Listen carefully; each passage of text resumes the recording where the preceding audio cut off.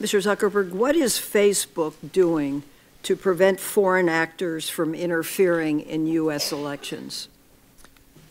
One of my greatest regrets in running the company is that we were slow in identifying the Russian information operations in 2016. We expected them to do a number of more traditional cyber attacks, which we did identify and notify the campaigns that they were trying to hack into them, but we were slow at identifying the type of new information operations.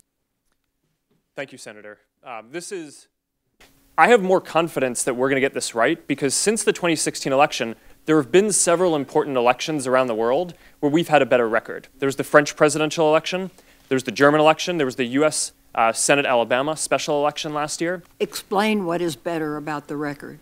So we've deployed new AI tools that do a better job of identifying fake accounts that may be trying to interfere in elections or spread misinformation.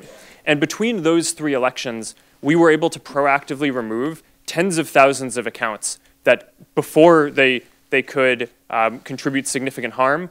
And the nature of these attacks, though, is that there are people in Russia whose job it is to try to exploit our systems and other internet systems and other systems as well. So this is an arms race. Right? I mean, they're going to keep on getting better at this.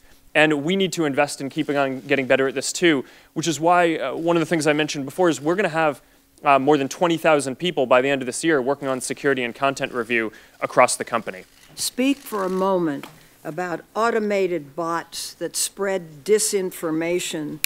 What are you doing to punish those who exploit your platform in that regard?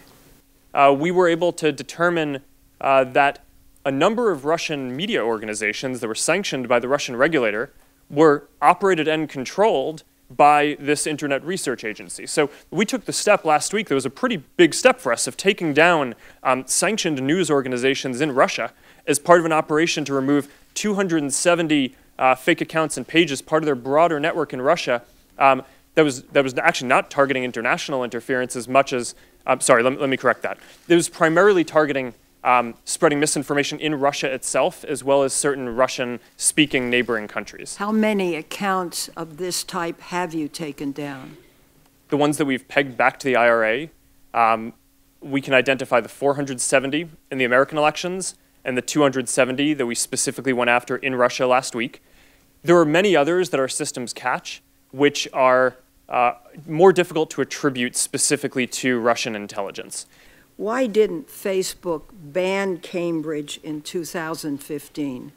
So this is clearly one of the questions that I asked our team as soon as I learned about this is why did we wait until we found out about the reports last month to ban them?